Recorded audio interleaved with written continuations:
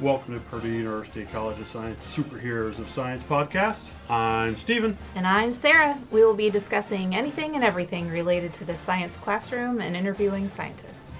Because as we know, scientists are the superheroes behind the science.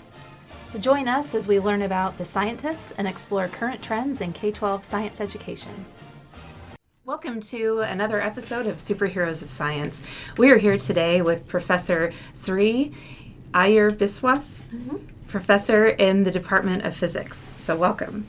Hi, it's my pleasure to be here.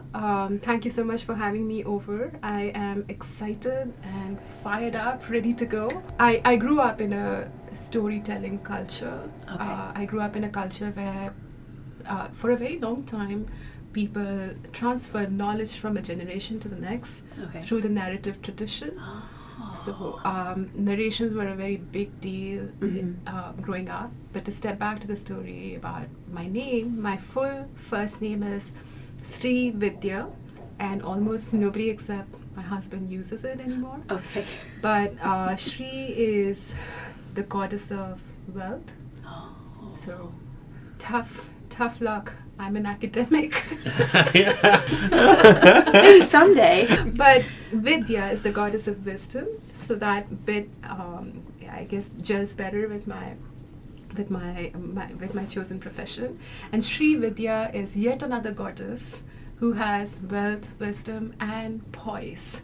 So my parents had super low expectations. Right. None of this projected onto you. So that is the story behind my name, and it's kind of ironic that people call me by the half of my name that corresponds to wealth, but maybe one can think of wealth in terms of things other than money, and that way I would say that to have the job I have is a really charmed life. I'm so fortunate.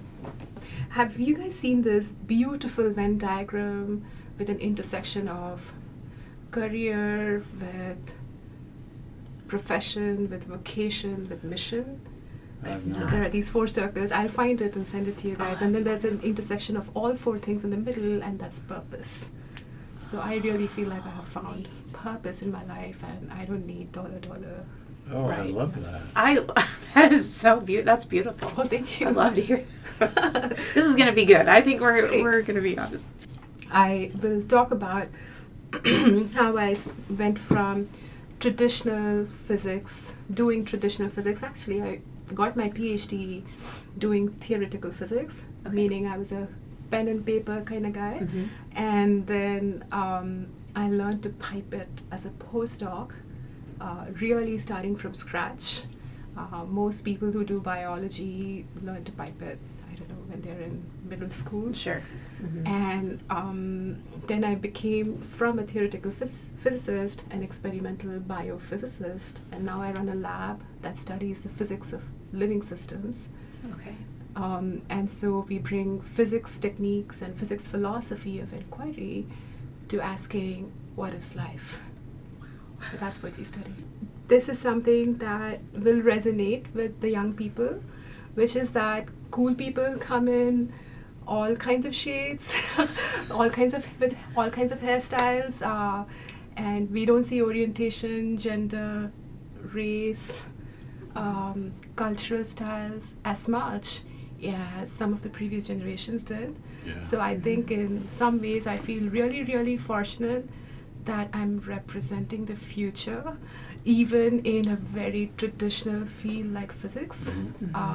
I super encourage the young people who are listening to us to come join us, because the sooner we have your values represented where I work, the better for physics, and certainly better for all of this culture. So that's excellent. Yeah. I love that. I do too. I love that. Well, Sri, I want to hear your backstory. I know Stephen and I are sort of thinking, gosh, where do we even start? You're just this wealth of knowledge that we can hear from. So where did you, do you remember when you first thought, I like science? This is an interesting story, and it's a multi-dimensional story. Okay. A word of caution, if you ask me this question again, I might give you a different answer. Okay. Perfect. So let's see. As with many young people, I at some point in my early teens, I wanted to do things that would upset my people the most, and I couldn't.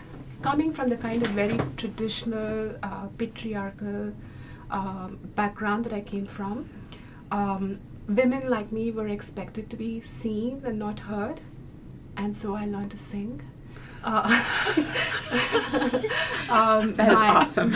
My brother, my cousins, who were all males, were expected to grow up and become doctors and engineers, and not so much for people like me.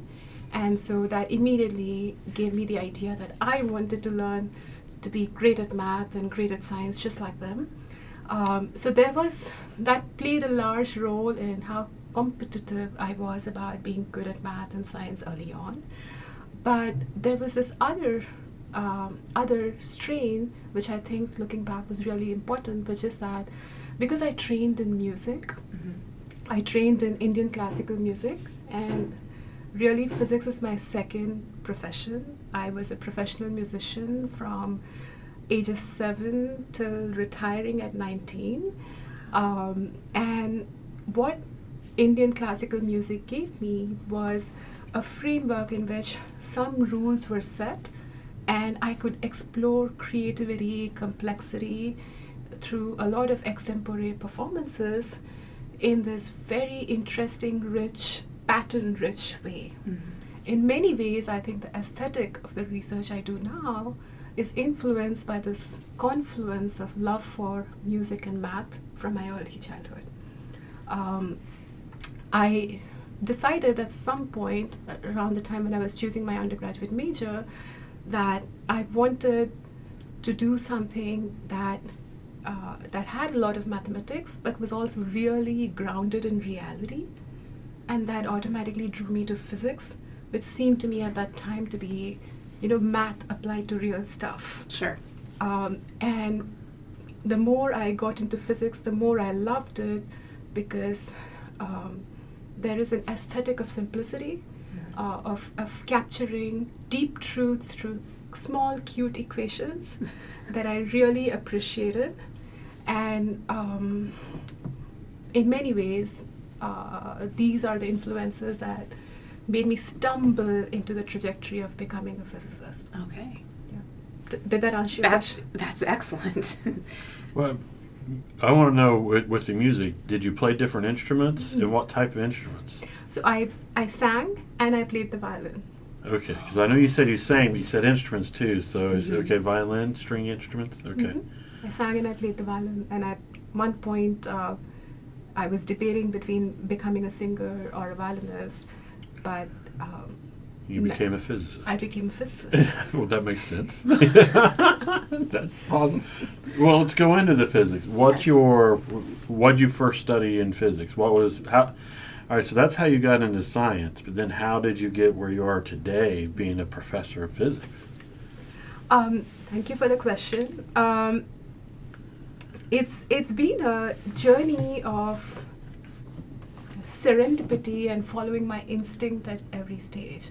So I should say at the outset that I had no 20-year plan to end up exactly where I am. I followed my instincts and followed my passions at every stage, and I was thrilled by how I could change my mind. For example, I'm a physics of living systems person, and I'll explain that in a little bit more detail. But I didn't even like high school biology.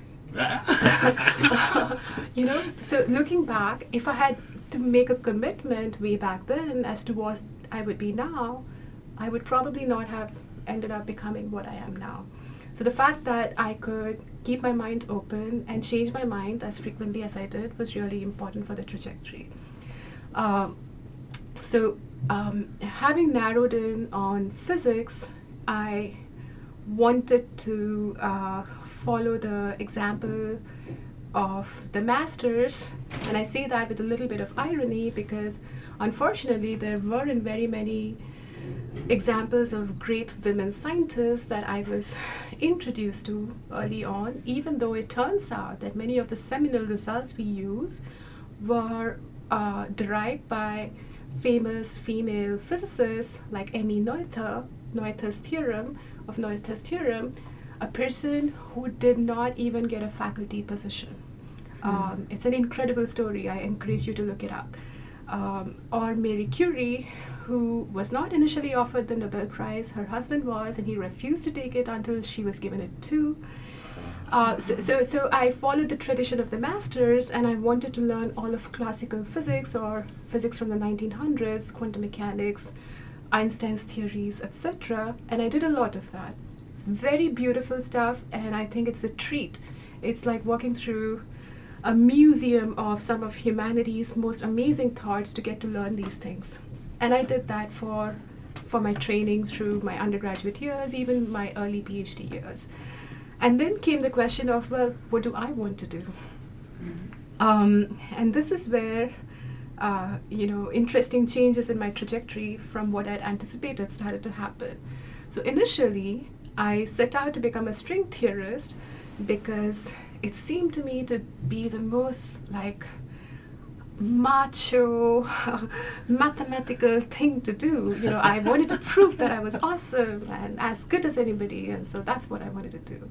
And then a little bit more introspection and some changes in life circumstances. I had an interesting side story going on, wanting to marry a person from a different community from where I came from, and this required me to escape from where I was in India to come to Ohio State in the middle of winter, where I continued my PhD after starting in India. And some of that dynamic also helped me reflect based on new experiences that I was having in this country. For example, I discovered David Attenborough in the Columbus Metropolitan Library. I discovered that in this country you had DVDs in libraries, which was amazing. And I watched the whole series, not just Planet Earth, Blue Planet, but the ones that people may not even have heard of. And that made me think, gee, I want to do things that are like that in my research. Mm-hmm.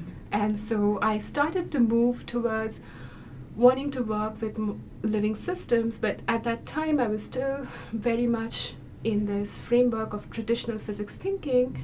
So I did a little bit of both. I did a PhD in theoretical physics, which had flavors of questions informed by living systems. Okay. But by the time I finished my PhD, I was sure that I really wanted to get my hands into living systems and ask what is to me the ultimate physics question, which is, what precisely is life?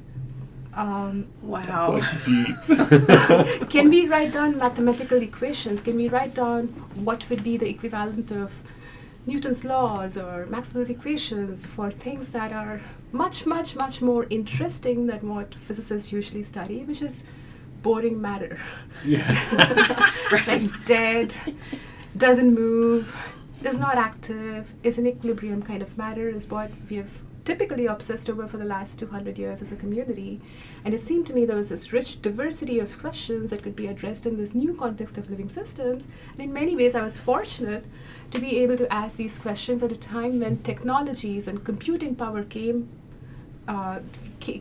available. Right. That made it possible to meaningfully ask these questions in a way that was informed by data. So by the time I did my postdocs, I was doing experimental biophysics, and now I run a lab which is focused on addressing this question, what precisely is life, from the physics perspective, which does both experiments in theory, biology and physics. We do heavy-duty computer science work, we do interdisciplinary work, building in biochemistry, biophysics, several different fields, and we are a questions-driven lab that is interested in addressing this question in many different contexts. Wow. Like, wow. Okay, so you're a question-driven lab. I guess I want to jump on that because that is something that we have been looking at a lot, is helping teachers help their students ask the questions. And what we're finding is that students are asked a lot of questions, but students are not asked to make up their own questions. So you are a question-driven lab. So what advice do you have for developing questions? What a super question. I love it. Let me preface this by saying that there are different phenotypes of researchers. Okay. There are different styles of doing research. And some people are methods-driven people. They develop a technique, and then the technique is very powerful. They have a hammer. Then they go looking for nails that they can hit with their favorite technique, the hammer that they have developed. In contrast, I'm a questions-driven person. So I identify questions that are interesting to me, and then I find out specific contexts in which I can make progress on that question, and then learn all the different subjects that I have to learn to be able to address that question. Okay. In many ways, I find this learning process of learning different languages, languages such as biology or computer science or data analysis or information theory. I find that an exciting part of my job. So that's what makes it exciting for me to be a questions-driven person, whereas other people might find other things more interesting. So let me first say that, for different people, different things might appeal.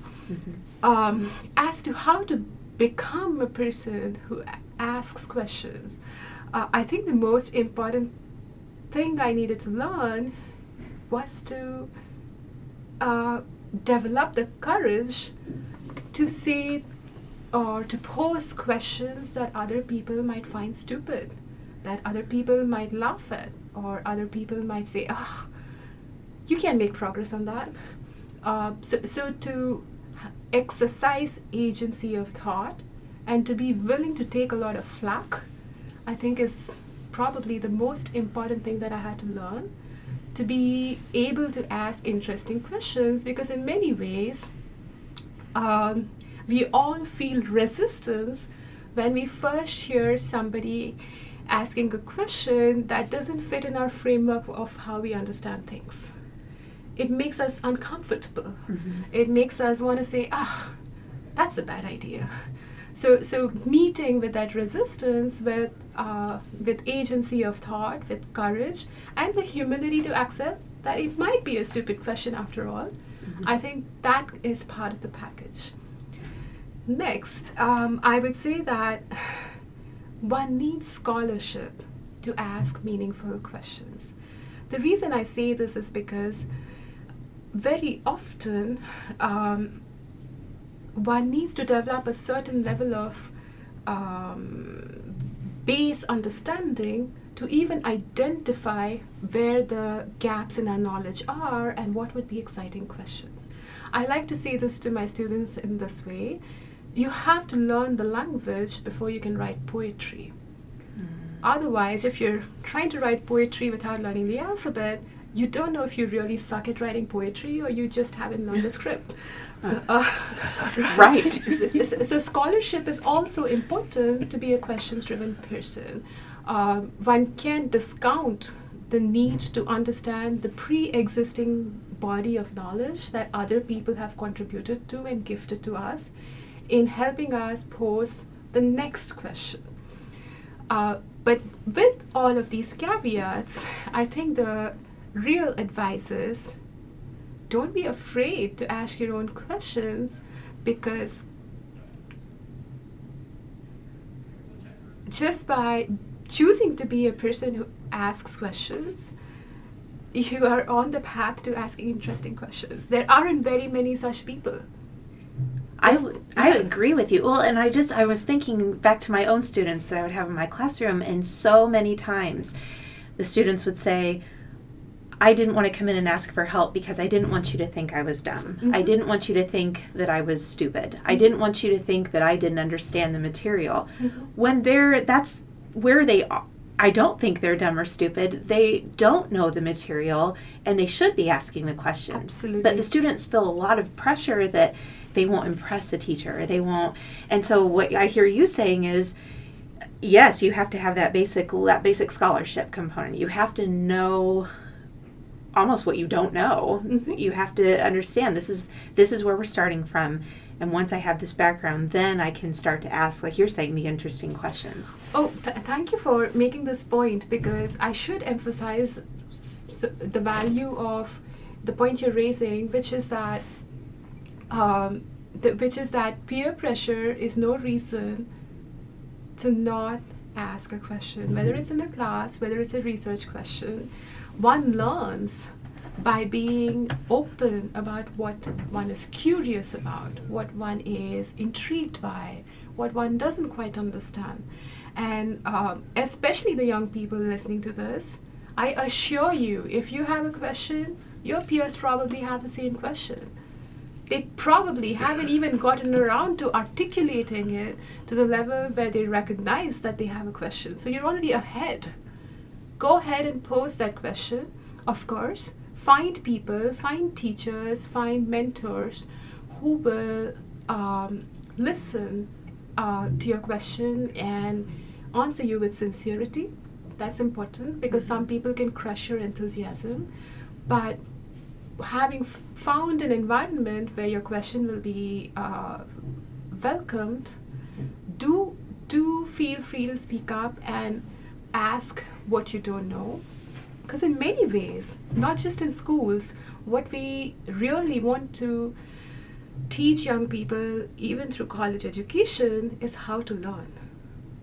How to learn is, I would argue, the most important skill that an educational institute can give you.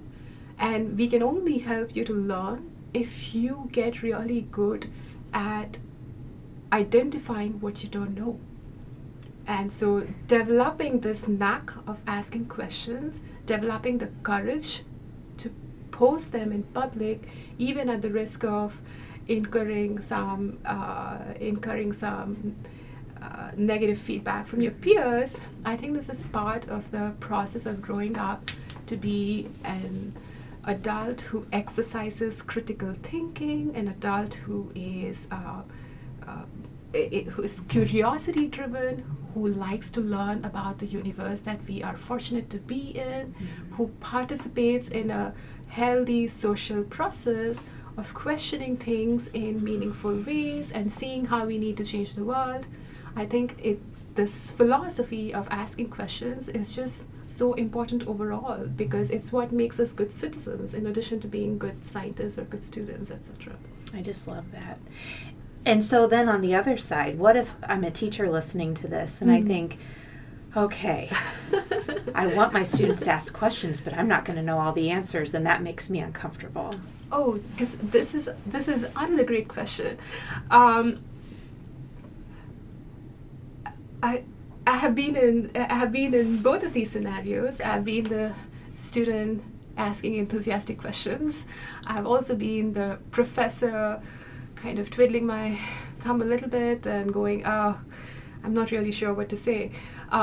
Here's the thing. I find that my conversations with my students are much more enriching when I'm willing to be open about what I don't know. Very often in my classroom or during my group meetings, if I'm asked something that surprises me or makes me pause and reflect on things I took for granted, I will tell them, give me a day to think about this. Let me get back to you. And some of my richest moments as a professor have come from going back and thinking about questions that flummox me. And very often, these questions are asked by people who don't necessarily have more training than I do.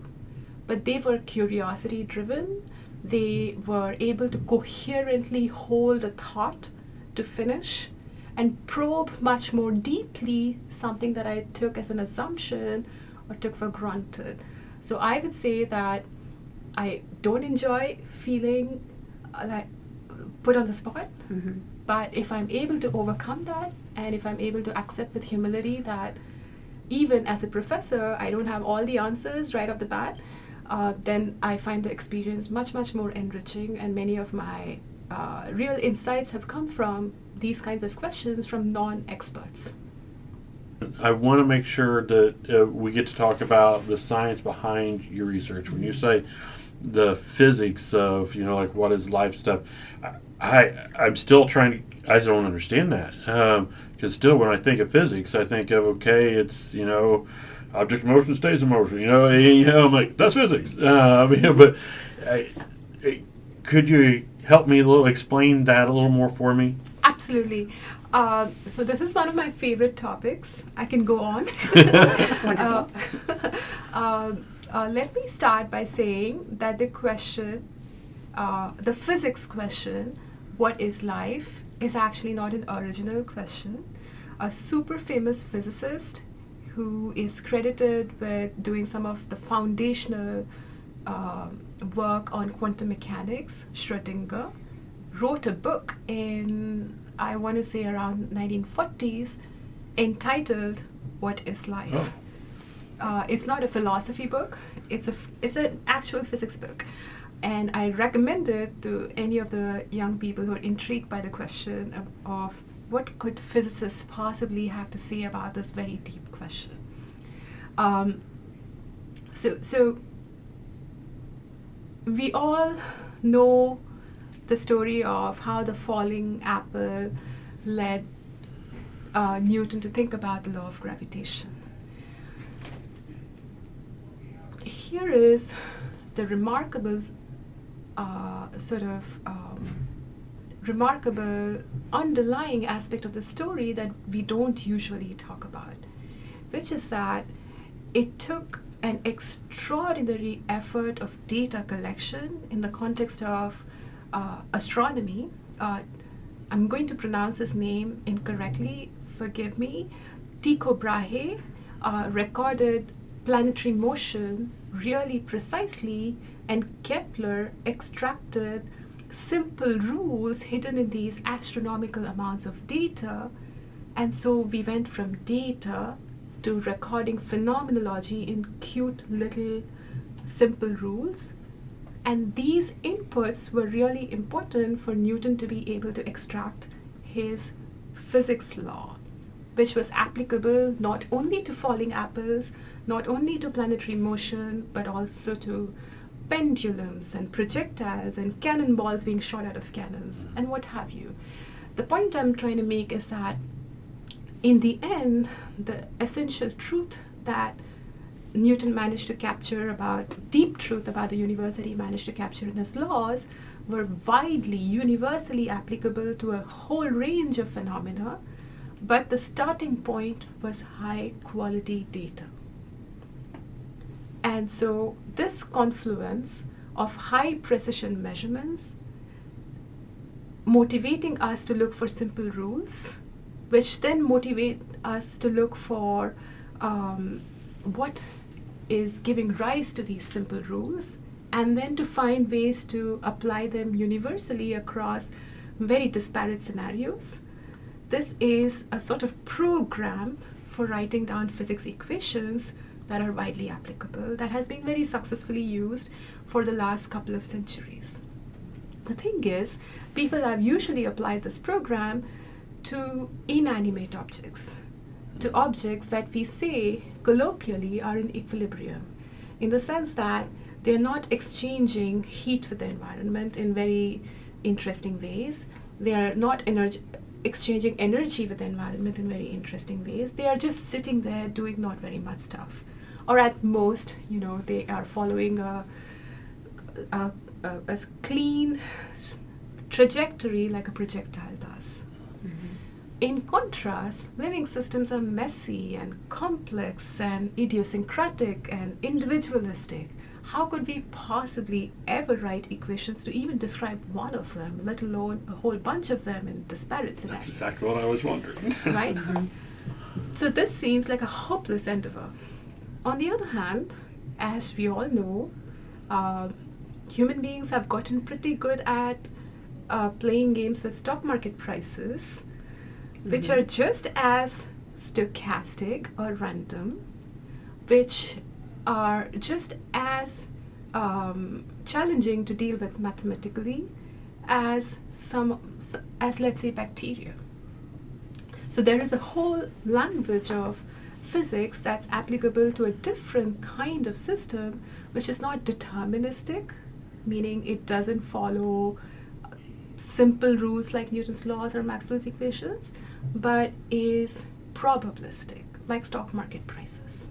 And that language is very well developed in the context of finance, but it has not been applied so much to living systems. So on the one hand, I apply stochastic processes theory to living systems. On the other hand, my lab also generates very large data sets with which we can start to find patterns in the probabilities with which different things can occur in the context of a living system.